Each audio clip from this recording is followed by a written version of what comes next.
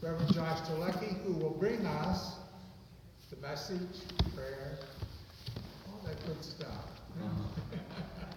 Thanks, Josh. Merry Christmas. Merry Christmas.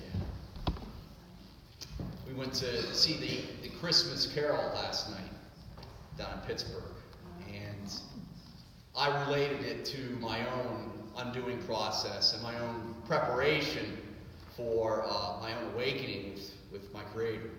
It's just a beautiful presentation of how we go through this world, and it was very, of course, it's theatrical, it's dramatic, but there's a lot of themes in it, which is perfect.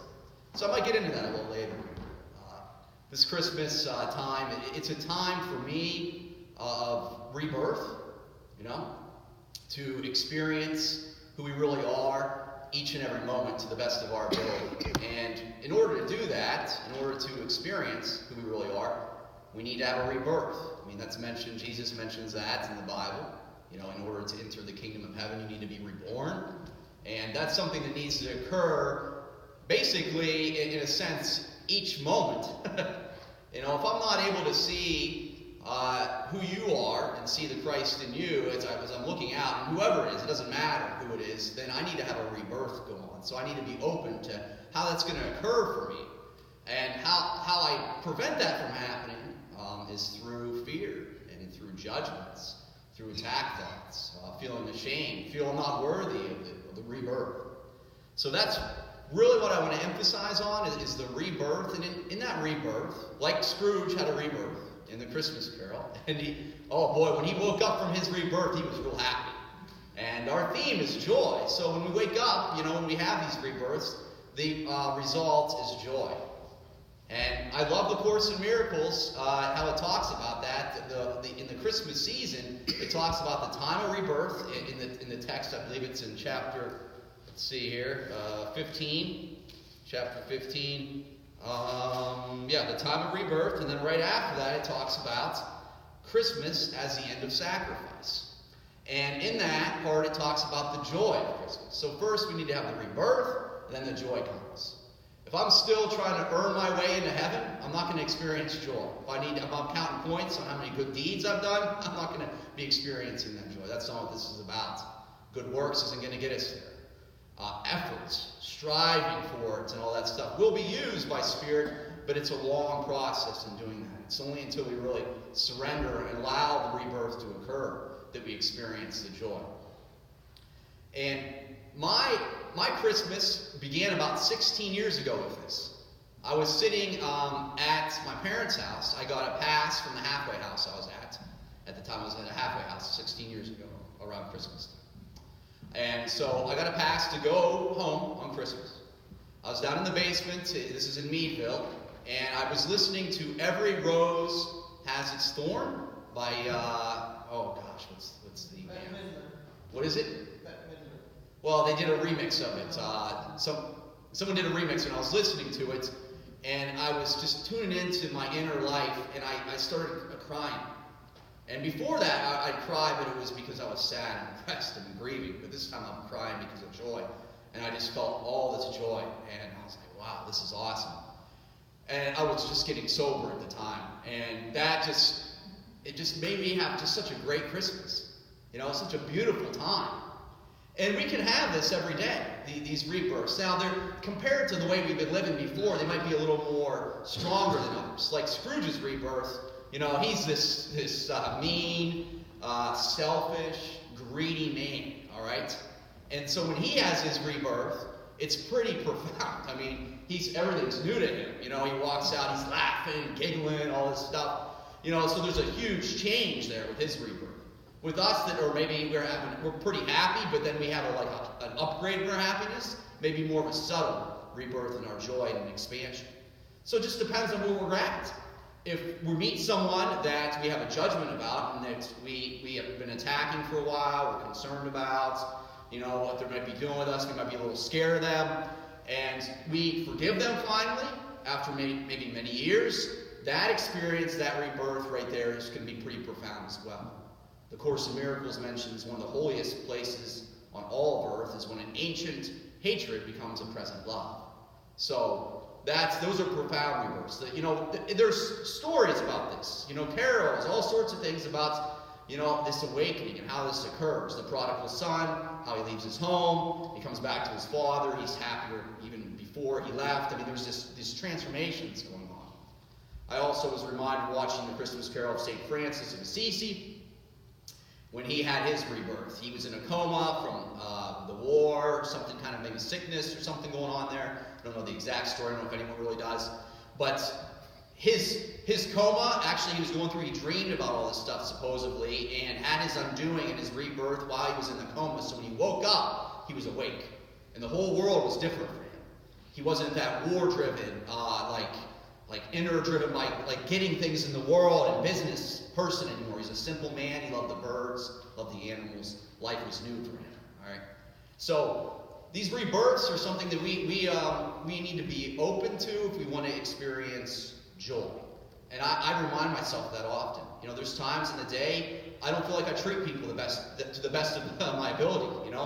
But I got to remember at that time not to feel guilty about that, because I can be reborn.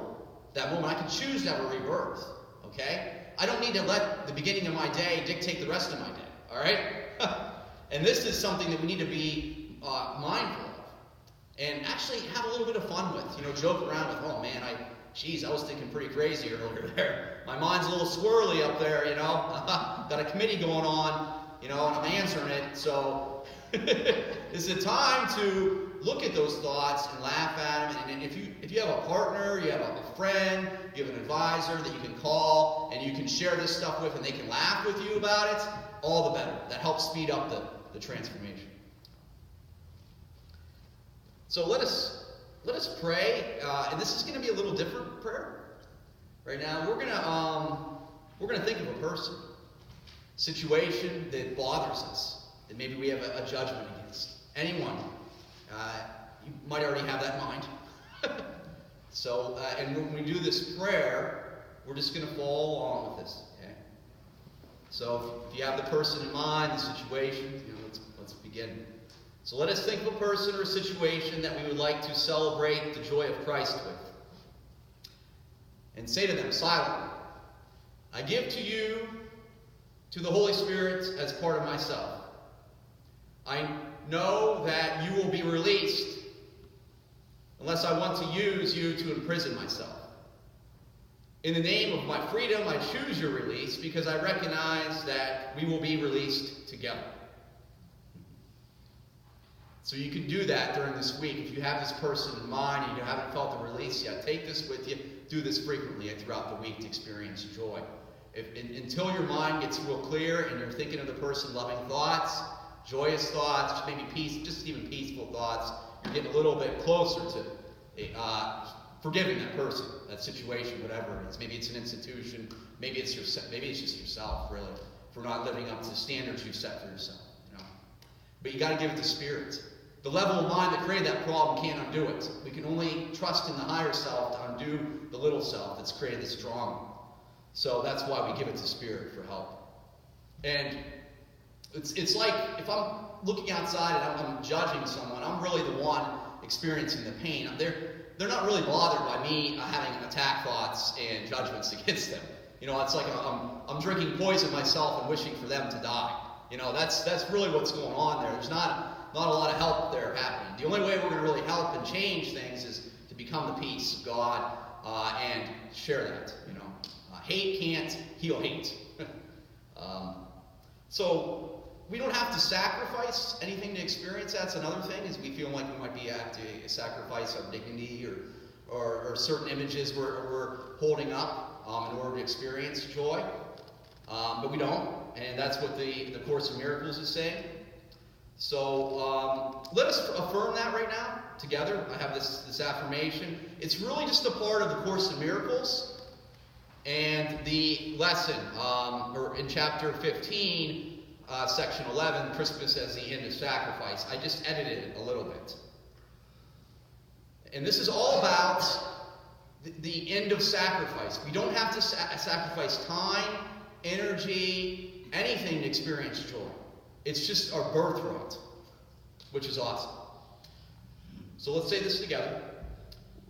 This Christmas, I give the Holy Spirit everything that would hurt me. I take ownership of my experiences and let all the pain, sacrifice, and littleness I feel disappear in my relationship with Christ. I cannot leave anything behind, for release from illusions must be total. This Christmas, I give myself the gift of exchanging all my suffering for joy. Wow. Exchanging all the pain I have for joy. That's really the only thing God's asking us. To let go of all our suffering, pain, and exchange it for joy. All right. It's a hard thing sometimes. It's a high order that we're being called to do. But again, God doesn't want lukewarm water. It's got to be total. It's got to be a total thing. That we got to give it all up. Now that's a process that we're all going through in our individual way. Like Joe was mentioning at the beginning of greeting everyone. Everyone's got their own path to waking up. And to look out and compare ours to others is not going to get us anywhere with this. All right. Some maybe seem to be happier on a more consistent basis than we are. But that doesn't matter at all. Okay? And we don't really know what's going on with them either. We don't know. They might present an image of happiness, but inside them, there's tears. They'd give anything to just kind of hide out and get away from everything. We don't really know what's going on with people unless they tell us.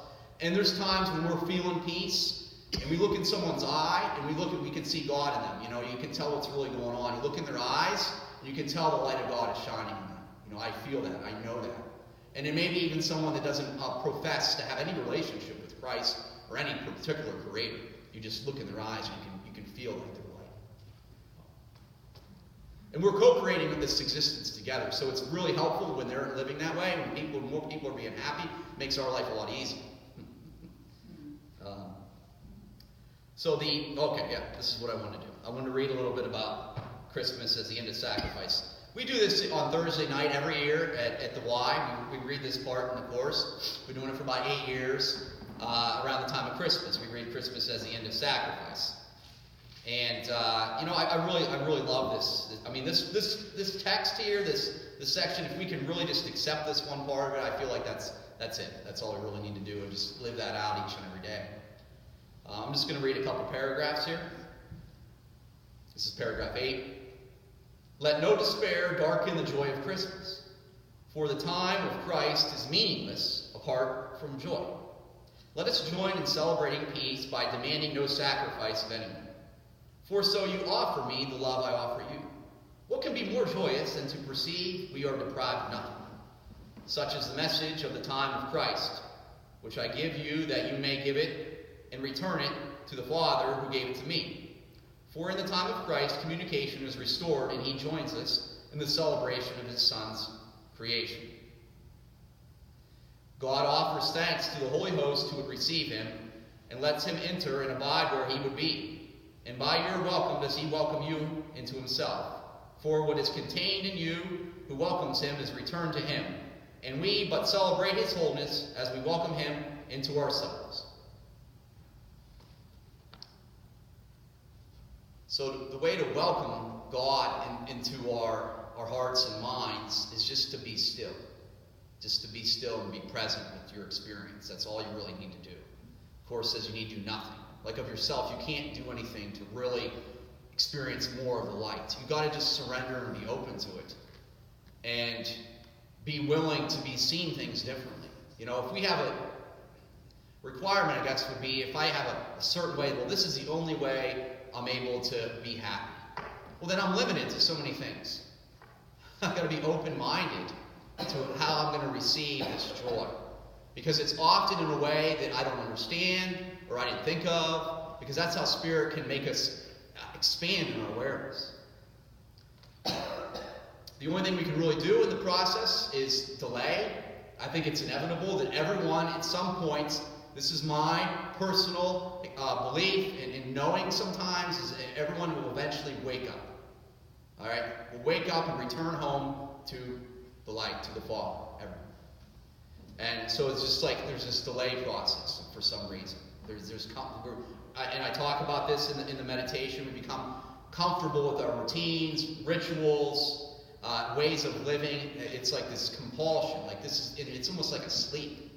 Like Scrooge, sleep, just comfortable with the way he's living all the time. All right, doesn't want to entertain anything else. And this can be a subtle thing, like the routine. We wake up every morning, we do this thing, we think a certain way, we call certain people, we get prepared for stuff. It's like if that isn't bearing the fruit of joy, maybe it's time to entertain a new idea and let something of that rebirth come forth. So the sorting out process of this Advent is done by Holy Spirit. The preparation for our experiences of oneness, which Dave was talking about, our experience of oneness, that preparation time is something that's being sorted out by Spirit in your own individual guide. Okay? All right, sometimes we cannot tell what's joy and what's pain. Sometimes we might think that we're following joy when it's ultimately just pain. Because we look at the wrapping, the silver liner, and the outside picture, and we don't really look within at it. All right, so this is where it gets confusing. The Course talks about this frequently, about the confusion between pain and joy. What often the ego thinks is happiness is not happiness at all. It leads to more and more pain. If I'm trying to run my life and control it as it is, I'm going to experience pain. If I'm trying to make decisions on my own without consulting with my inner guide and going within, I'm going to experience pain in some level. Now, does that mean that I actually consult with God with absolutely everything? No, it's not practical.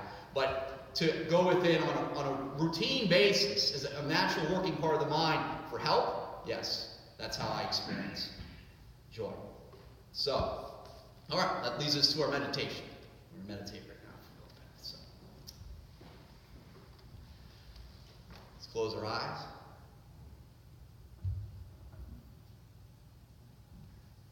We can go back to the prayer, the situation, the person that we began with.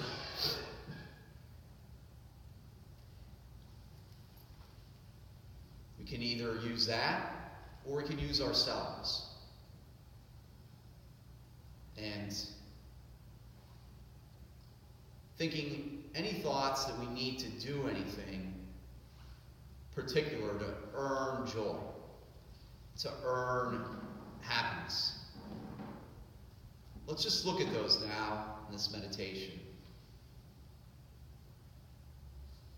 Thinking we did something wrong in the past that's not deserving of joy, or someone else did something wrong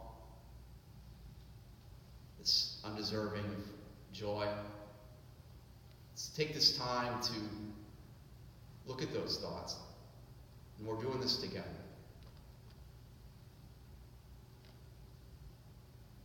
And we can just scan our body and our being for how that makes us feel, to feel we have to do something to earn joy. Or we have to demand something of someone in order to feel good about ourselves.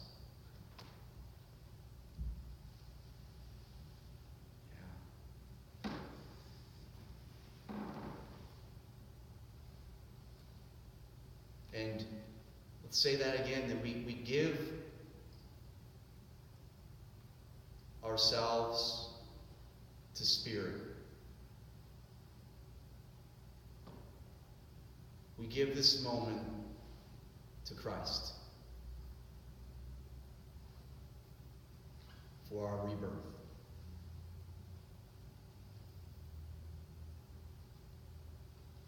Give our pain, our grief around the holidays, if we have any stress, busyness, we give all that to Christ now.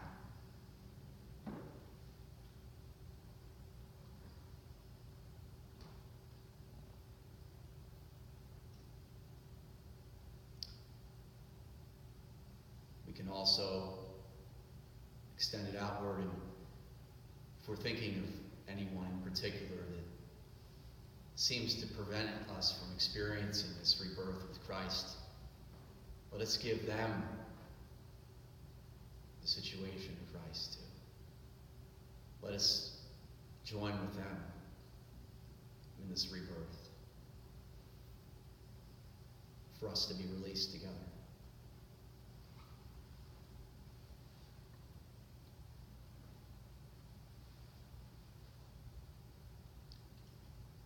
can even go within and ask Christ, what would you have me do to be released?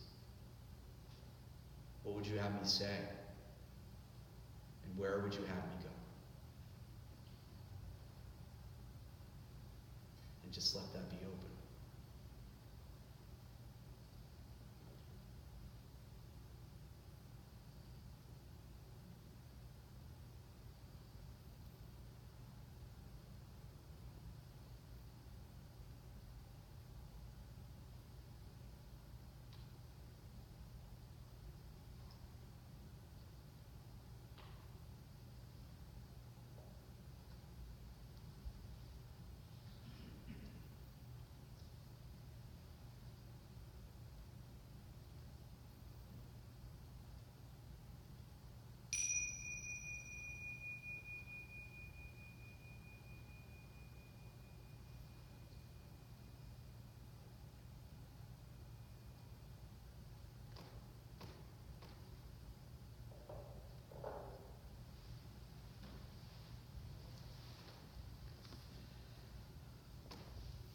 I feel like I'm so blessed because it's so easy to love all you standing up here and doing this meditation. It's just so wonderful. The challenge is going out in the community and practicing that on a daily basis. So, yeah. Christmas time. Yeah. But thank you for being a part of this celebration with me. I'm going to be starting a new group January. Right after the service on the Course in Miracles and the 12 Steps of Alcoholics Anonymous, and we'll learn this together. And then next, we're going to be continuing our Advent here at Unity and our celebrations throughout the season. So keep coming back and being part of our journey together here. I leave you with my love.